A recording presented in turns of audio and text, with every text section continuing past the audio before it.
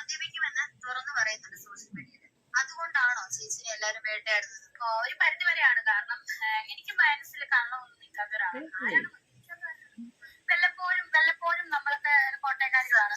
വല്ലപ്പോഴും Christmas കോട്ടയക്കാര് ക്രിസ്മസിനൊക്കെ beer അടിക്കാറുണ്ട്, മദ്യപിക്കാറുണ്ട്. ഞാനിപ്പം സത്യം പറഞ്ഞാൽ ഞാൻ ദുബായിലും ബഹറിലും ഒക്കെ പോകുന്ന തന്നെ ഈ ഒരു ബാർ റെസ്റ്റോറന്റ് ഇനോഗ്രേഷനും പ്രമോഷനുമായിട്ട് ബന്ധപ്പെട്ട ഒരു ഇതിലാണ് പോകുന്നത്. ഞാൻ വല്ലപ്പോഴും കഴിക്കുന്നത് സത്യമാണ്. അതിനെന്താണ് പ്രശ്നം? ഞാൻ ഈ പറയുന്ന ഇവളുമാരുടെ കാശിനല്ലോ കഴിക്കുന്നത്. ഞാൻ വല്ലപ്പോഴും കഴിക്കും. അത് ഇത്ര വലിയ സംഭവമായിട്ടൊന്നും കരുതണ്ട. നമ്മുടെ സർക്കാർ തന്നെയല്ലേ നമുക്ക് ബിവറേജ് തുറന്നേക്കുന്നതും അല്ലേ ബാറിൽ. അത് നമുക്ക് ആവശ്യം. നമ്മൾ ആരുടെ കടം മേടിച്ച് കഴിക്കാതിരുന്നാൽ മതി. നമ്മുടെ സ്വന്തം കാശിൽ നമ്മൾ കഴിക്കുക. അതിനകത്ത് ഇത്ര വലിയ സംഭവമൊന്നുമില്ല. സർക്കാരിന് ഇരിക്കട്ടെ. കോട്ടയംകാരെല്ലാം മദ്യപിക്കുവോ? കോട്ടയത്തുള്ള സ്ത്രീകളെല്ലാം മദ്യപാനികളാണോ? ഇവരെന്തൊക്കെയായി വിളിച്ച് പറയുന്നത്? കോട്ടയത്തുള്ള ഞങ്ങൾ കോട്ടയംകാരെല്ലാവരും മദ്യപിക്കുന്നു. കോട്ടയത്തുള്ള സ്ത്രീകളെല്ലാം മദ്യപാനികളാണെന്നാ പറയുന്നത്. പബ്ലിക്കായിട്ട് വന്ന് മദ്യത്തെ പ്രമോഷൻ ചെയ്യുന്ന ഈ സ്ത്രീയെ എന്താ ചെയ്യേണ്ടത്? ആളും കൊള്ളാം. ചോദിക്കുന്നവർ ഏതൊക്കെയാണെന്തോ ഇതൊരിക്കലും കണ്ടിട്ടില്ല. എല്ലാവരും ഇവരെ വെച്ച് യൂസ് ചെയ്യുവാണ്. ഇവർക്കതെന്താ മനസ്സിലാവാത്തതെന്നോ. ഇവരുടെ പേര് ചീത്തയാവുകയാണ് എല്ലായിടവും. മദ്യത്തെ പബ്ലിക്കായിട്ട് പരസ്യമായിട്ട് പ്രൊമോട്ട് ചെയ്യുന്നു. മദ്യപാനം കൊണ്ട് എത്രയോ വീടുകളാണ് തകർന്നു പോകുന്നത്. അപ്പൊ ഇവര് മദ്യപാനത്തെ പ്രൊമോട്ട് ചെയ്യുന്നു, പ്രോത്സാഹിപ്പിക്കുന്നു. അതും ഒരു സ്ത്രീ. ഏത് സ്ത്രീകളാണ് മദ്യപാനത്തെ ഇഷ്ടപ്പെടുന്നത്? അയ്യോ, ആരും കുടിക്കല്ലേ എന്നാ എല്ലാ സ്ത്രീകളും പറയുന്നത്. ഇവര് പറയുന്ന നോക്ക്, ഞാൻ എന്റെ പൈസ കൊണ്ടല്ലേ കുടിക്കുന്നത്, ഞാൻ നിങ്ങളുടെയൊക്കെ പൈസ കൊണ്ടാണോ കുടിക്കുന്നത്? അവരുടെ ഭർത്താവ് തന്നെ നല്ല ഒരു കുടിക്കുന്ന ഒരാളായിരുന്നു. അത് എനിക്ക് തോന്നുന്നുണ്ട് ഭാര്യയും ഭർത്താവോട് ഒരുമിച്ചിരുന്നിട്ടൊക്കെ ആയിരിക്കും മദ്യപിച്ചിരുന്നത്. അവരുടെ ഭർത്താവ് കുടിക്കുന്നതിന് അവർക്ക് ഒരു പ്രശ്നം ഉണ്ടാവത്തില്ലായിരിക്കും. പക്ഷെ എല്ലാരും അങ്ങനെ അല്ല സ്ത്രീയെ.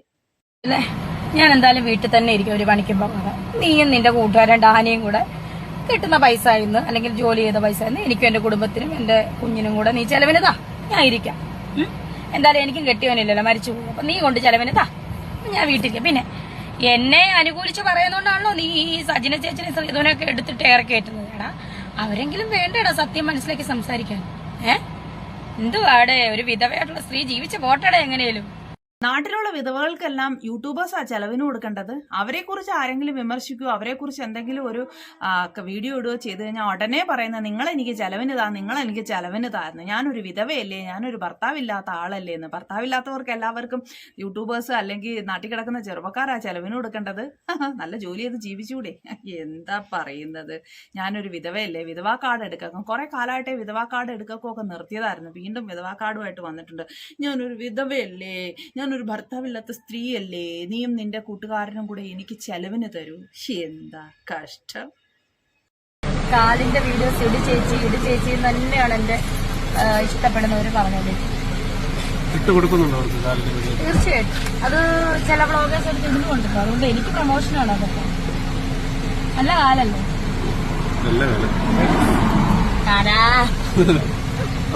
വീഡിയോ ഇടിച്ചേച്ചി, കാലിന്റെ വീഡിയോ ഇടിച്ചേച്ചി. ഞാൻ ഇട്ട് തരാം, ഞാൻ തീർച്ചയായിട്ടും ഇട്ട് തരാം. നല്ല കാലല്ലേ എന്റെ.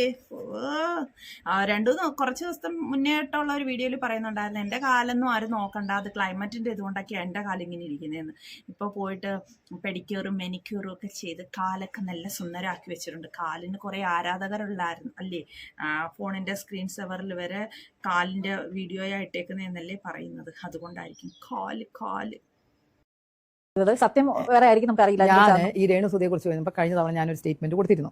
എന്താണ് എന്നോട് ചോദിച്ചു രേണുസുതിയുടെ. ഞാൻ പറഞ്ഞു, ആ കുട്ടി ഭയങ്കരമായ സൗന്ദര്യമായിട്ട് നടക്കുന്ന ഒരാളല്ല. അവരെ കൊണ്ട് പറ്റുന്ന രീതിയിൽ അവർ മേക്കോവർ ഒക്കെ ചെയ്ത് ബ്യൂട്ടീഷ്യനും കൊളാബൊക്കെ ചെയ്ത് അവരെ കൊണ്ട് പറ്റുന്ന രീതിയിൽ ഓരോ പ്രോഗ്രാം ചെയ്യണോ, അത് ചെയ്യുന്നു ഒക്കെ ശരി. അതാണ് ഞാൻ പറഞ്ഞത്, സെൽഫ് മെയ്ഡ്. ആരും പുഷ് ചെയ്ത് പുള്ളിക്കാരി സ്വന്തം ചെയ്ത് പുള്ളിക്കാരത്ത് ഉയർന്നു ഉദ്ഘാടനങ്ങൾ വരെ കിട്ടി തുടങ്ങി. ഇന്നത്തെ കാലത്ത് ഒരു പണിയില്ലാതെ ഒരുപാട് പേര് ഇരിപ്പുണ്ട്. സത്യം, നമ്മളെ ആർട്ടിസ്റ്റൊക്കെ ഒരുപാട് പേരുണ്ട്. ഞാൻ ആരും പേരൊന്നും പറയുന്നില്ല, ഉണ്ട്. ആ സമയത്ത് രേണുവിനെ കൊണ്ടൊക്കെ ഉദ്ഘാടനം ചെയ്യിപ്പിച്ച് അവരുടെ കഴിവിന്റെ പരമാവധി കൊണ്ടാണ് അതൊക്കെ ചെയ്ത് 10 പൈസ ഉണ്ടാക്കുന്നത്. അവരുണ്ടാക്കിക്കോട്ടെ. പക്ഷെ അത് നേരെ വേണം കുടുംബം നോക്കാനും കൂടി ആയി, കുടുംബത്തിനെയും ചേർത്ത് പിടിച്ച് ചെയ്യണം എന്നാണ് എന്റെ അഭിപ്രായം. ഇപ്പൊ നോക്കുമ്പോൾ ആൾക്കാരുടെ മനസ്സിൽ എന്താണ്, കുടുംബം നോക്കാതെയും കൊച്ചിനെ ഒന്നും കാണിക്കുന്നില്ല. ഇപ്പൊ മോനാണെങ്കിലും ചെറിയ കുട്ടിയാണെങ്കിലും എപ്പോഴെങ്കിലും ഒരു ദിവസം ഈ പ്രിയങ്ക ചേച്ചി പറയുന്നത് കറക്റ്റ് ആയിട്ടുള്ള ഒരു കാര്യമാണ്. ഇവര് നമ്മളെല്ലാവരും പറയുന്നത് ഈ ഒരു കാര്യം തന്നെയാണ്. അവര് അഭിനയിച്ചോട്ടെ, അവര് പൈസ ഉണ്ടാക്കട്ടെ, അവര് ചെയ്യട്ടെ. പക്ഷേങ്കില് മാന്യമായ രീതിയിൽ ചെയ്താൽ പോരെ? കുഞ്ഞുങ്ങളെ നോക്കാൻ വേണ്ടിയിട്ട് ജോലിക്ക് പോയേ പറ്റൂ, പൈസ ഉണ്ടാക്കിയാലേ പറ്റൂ. പക്ഷെ അത് മാന്യമായ രീതിയിൽ വേണ്ടേ? ഈ വിധവാ കാർഡ് ഇറക്കി ആളുകളോട് എനിക്ക് ചെലവിന് തരാനും പറഞ്ഞ് ഈ രീതിയിലാണോ ചെയ്യേണ്ടത്? കഷ്ടം. ഇവർ പറഞ്ഞ എത്ര കറക്റ്റ് ആയിട്ടുള്ള കാര്യമാണ്. കുഞ്ഞുങ്ങളെയും ചേർത്ത് പിടിക്കൂ.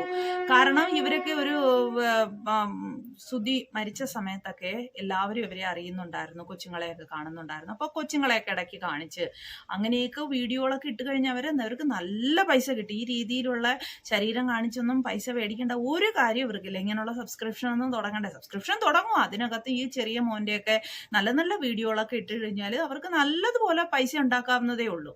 അതൊന്നും കാണിക്കാതെ ഇതൊക്കെയാണ് രേണുവിന്റെ പുതിയ വിശേഷങ്ങള്.